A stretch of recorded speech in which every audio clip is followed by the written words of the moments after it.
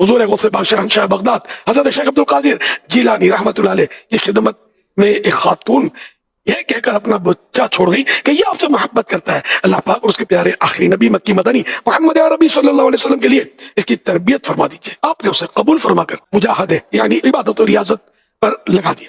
ایک دن اس کی والدہ آئیں تو دیکھا کہ اس کا بیٹا بھوک اور شب بیداری لگاتار راتیں جا کر عبادات کرنے کے سبب بہت کمزور ہو گیا ہے اور جو شریف کی روٹی کھا رہا ہے۔ جب حضور غوث پاک رحمۃ اللہ علیہ کی خدمت میں حاضر ہوئی تو کیا دیکھتی ہیں کہ آپ کے سامنے ایک برتن میں مرغی کی ہڈیاں رکھی ہیں، جسے حضور غوث پاک رحمۃ اللہ علیہ نے تناول فرمایا یعنی کھایا تھا۔ اس خاتون نے عرض کی یا غوث اعظم آپ خود تو مرغی کھائے، میرا بچہ جو کی روٹی۔ یہ سن کر میرے مرشد شہنشاہ بغداد حضور غوث پاک رحمۃ اللہ علیہ نے اپنا ہاتھ مبارک مرغی کی ان ہڈیوں پر رکھا اور فرمایا قومی بإذن اللہ الذی یحیی العظام وہی رمیم، یعنی اللہ پاک کے حکم سے زندہ ہو جا جو گلی ہوئی ہڈیوں کو زندہ فرمائے گا۔ فرمانا تھا کہ مرغی فوراً صحیح سلامت زندہ کھڑی ہو کر آواز نکالنے لگی۔ حضور غوث پاک رحمۃ اللہ علیہ نے فرمایا جب تیرا بیٹا اس درجے تک پہنچ جائے گا تو جو چاہے گا کھائے گا۔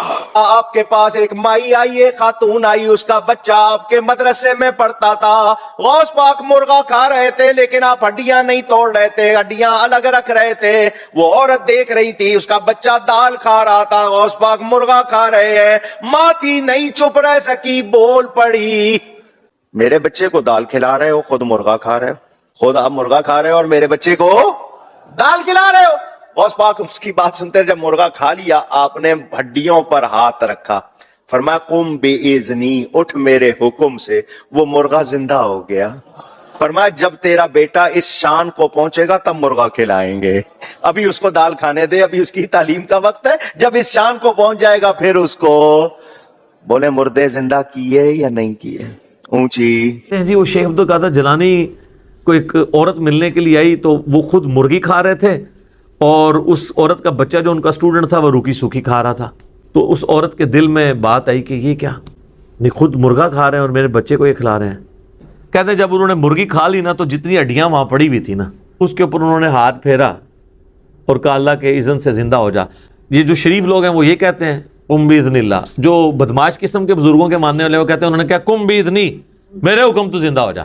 خود آپ مرغا کھا رہے ہو اور میرے بچے کو دال کھلا رہے ہو۔ غوث پاک اس کی بات سنتے جب مرغا کھا لیا آپ نے ہڈیوں پر ہاتھ رکھا، فرمایا قم بإذنی، اٹھ میرے حکم سے، وہ مرغا زندہ ہو گیا۔ تو مرغا جو ہے نا وہ زندہ ہو کے تو وہ کٹ کٹ کٹانگ کرتا ہوا وہاں سے بھاگ گیا۔ انہوں نے کیا کہ جدو تیرا منڈا اس لیول تے پہنچے گا نا وہ بھی کوکڑ کھا لے، یعنی جب تیرا بیٹا بھی اس بزرگی پہ پہنچ جائے گا نا اب وہ بھی پھر مرغا کھا لے۔ تو جان کی مان پاؤں تو عرض کروں کہ ہمارے نبی علیہ السلام تو پوری زندگی روکھی سوکھی کھاتے رہے اور آپ ان بزرگوں کے بارے میں کلیم کرتے ہیں کہ یہ نبی کے طریقے پہ تھے۔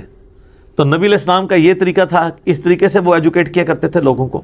ویسے نبی علیہ السلام سے مرغی کھانا بھی ثابت ہے، بخاری مسلم میں حدیث ہے، لیکن شاید وہ ایک دفعہ ہی مرغی کھائی ہوگی آپ نے، آپ کی زندگی تو بڑی فخر کے اندر گزر رہی تھی۔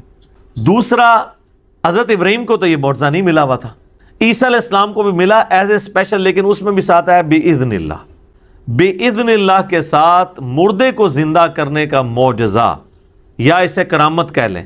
یہ روئے عرض پہ صرف ایک ہی شخص کے لیے ہے، وہ عیسیٰ ابن مریم ہے۔ حضرت ابراہیم کو بھی نہیں ملا، جب ابراہیم علیہ السلام کو نہیں ملا تو شیخ عبد القادر جیلانی کو کہاں سے ملا ہوگا؟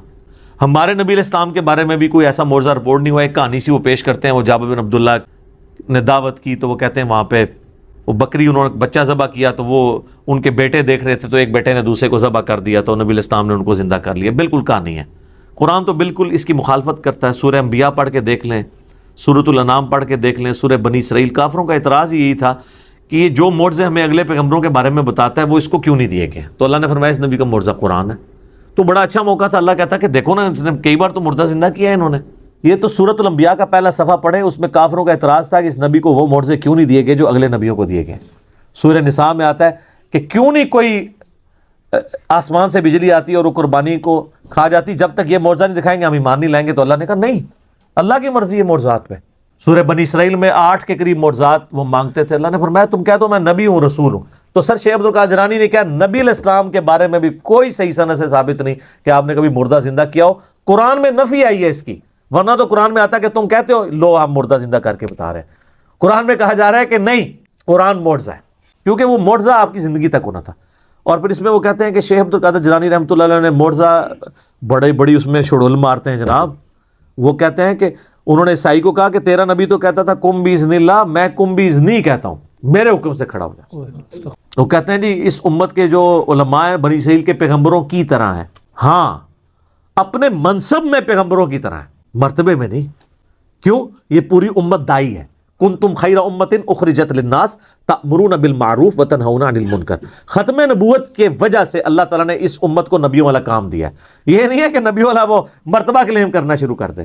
جس طرح اگلے زمانوں میں انبیاء اللہ کی توحید کا پیغام پہنچاتے تھے، آن دا بہاف آف پروفٹ ہمارے محبوب صلی اللہ علیہ وآلہ وسلم کی مبارک ختم نبوت کی برکت سے امت کا کام ہے کہ وہ لوگوں تک بات پہنچائے.